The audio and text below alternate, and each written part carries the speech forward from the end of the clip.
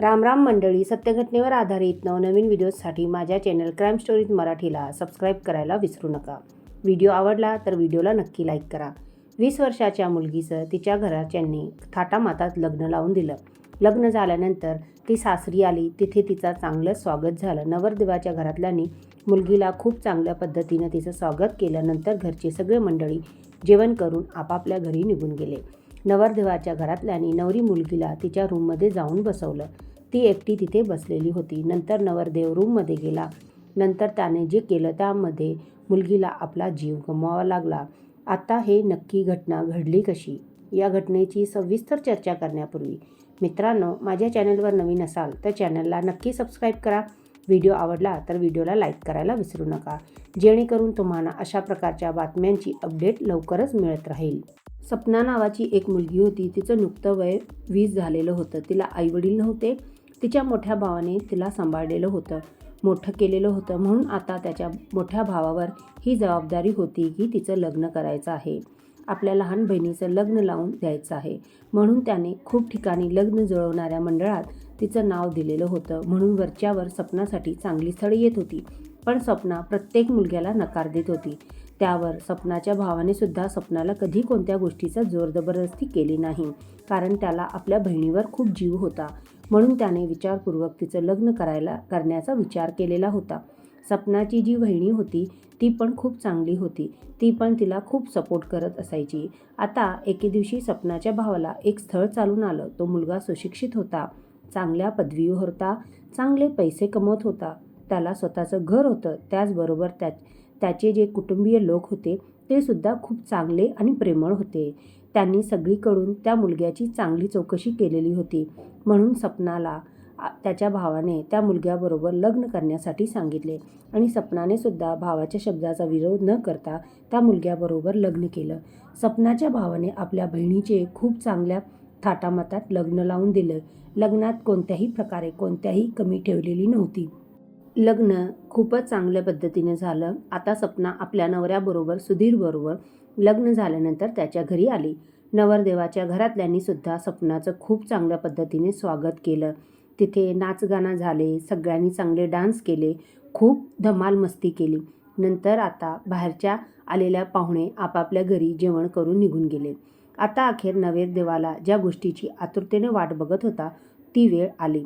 नवरदेवाच्या घरातल्यांनी सपनाला तिच्या रूममध्ये बसवलं आणि तिथे रूममध्ये तिला बसण्यासाठी सांगितलं. सुधीर अजून आपल्या मित्रांबरोबर गप्पा मारत थांबलेला होता.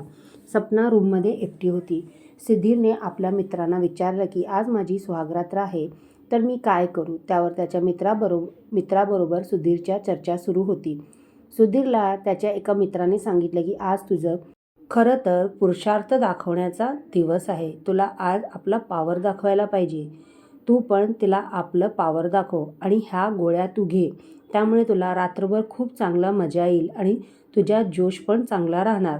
सुधीरने आपल्या एका मित्राचे ते ऐकून पॉवर गोळ्या घेतल्या आणि रूममध्ये निघून गेला आणि सपनाबरोबर सुधीर नको ते कृत्य करू लागला.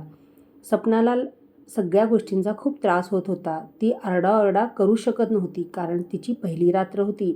अगर घरातल्यांना तिचा आवाज गेला तर तिची बदनामी होईल आणि घरातले काय विचार करतील ह्या विचाराने ती गप्प राहिली आणि सुधीर जे काही करत होता ती गप्प सगळं सहन करत होती. दुसऱ्या दिवशी सपनाची खूप तब्येत बिघडली. तिच्या सासूने तिला बाहेरून गोळ्या आणून दिल्या. त्या गोळ्या खाल्ल्यानंतर सपनाला बरं वाटू लागलं. पुन्हा दुसऱ्या रात्री सुधीर आणि सपना यांच्यात संबंध झाले. त्यावेळेला सुद्धा सुधीरने पुन्हा पॉवरच्या गोळ्या खाल्लेल्या होत्या आणि पुन्हा तो नको त्या अवस्थेत सपनाबरोबर नको ते कृत्य करत होता. अशा प्रकारे 2 ते 3 वेळा सुधीरने सपनाबरोबर असे संबंध ठेवले. पण आता सपनाची तब्येत खूप खराब झालेली होती. सासूने दिलेल्या गोळ्यांमध्ये तिला अजिबात फरक जाणवत नव्हता. तेव्हा सपनाच्या भावाला कळाले की सपनाची भरपूर तब्येत खराब आहे. त्याने कोणत्याही गोष्टीचा विचार न करता आपल्या बायकोबरोबर सपनाच्या घरी आला, म्हणजे आपल्या बहिणीच्या घरी आला आणि सपनाला मोठ्या हॉस्पिटलमध्ये ॲडमिट केलं आणि तिची ट्रीटमेंट सुरू केली. तेव्हा सपनाने डॉक्टरांना तिच्याबरोबर रात्रभर तिचा नवरा कोणकोणत्या कृत्य करतो ते सगळं सांगितलं. त्यामुळे आता सपनाची व्यवस्थित ट्रीटमेंट करण्यात आली होती. डॉक्टरांनी सपनाच्या बहिणीला आत बोलावून घेतलं. सपनाने आपल्या बहिणीला सगळं काही सांगितलं नंतर त्या वहिनीने आपल्या नवऱ्याला म्हणजे सपनाच्या भावाला सपनाबरोबर झालेली सगळी सत्य परिस्थिती सांगितली. सपनाचा भाऊ त्यावेळेला शांत राहिला, कारण त्याला आता सगळ्यात पहिलं आपल्या बहिणीला ठीक करणं गरजेचं वाटत होतं. त्याला भरपूर राग येत होता, तरी त्याने संयम बाळगलं. नंतर डॉक्टरांनी पाहिलं की सपनाबरोबर अनैसर्गिकरित्या शारीरिक कृत्य झालेलं आहे, त्यामुळे तिला संसर्ग झालेला होता. ह्या कारणामुळे लग्नाच्या 7व्या दिवशी सपनाला आपला जीव गमवावा लागला. तेव्हा हे सगळं सपनाच्या भावाला कळालं. तेव्हा त्याने कोणताही विचार न करता दवाखान्याजवळ असलेलं पोलीस स्टेशन गाठलं आणि जाऊन सपनाच्या नवऱ्याविरोधात तक्रार दाखल केली. पोलिसांनी तातडीने ह्या तक्रारीबद्दल दखल घेतली. पोलिसांनी सुधीरला त्याच्या घरातून अटक करण्यात आली आणि जेव्हा त्याच्याकडे चौकशी केली तर तो प्रत्येक गोष्टीला नकार देत होता की मी माझ्या बायकोबरोबर कोणत्याही अनैसर्गिक कृत्य केलेलं नाही. तेव्हा पोलिसांच्या मोठ्या साहेबांनी सुधीरचे मेडिकल चेकअप करण्यात सांगितले.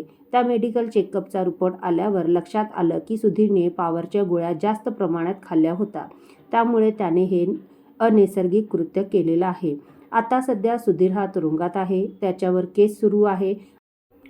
पण मित्रांनो, इथे सुधीरचं जे होईल ते होईल, पण त्याच्या 2 मिनिटाच्या आनंदाकरता एका मुलगीला जी गुणी होती, चांगली होती, तिला आपला जीव गमवावा लागला.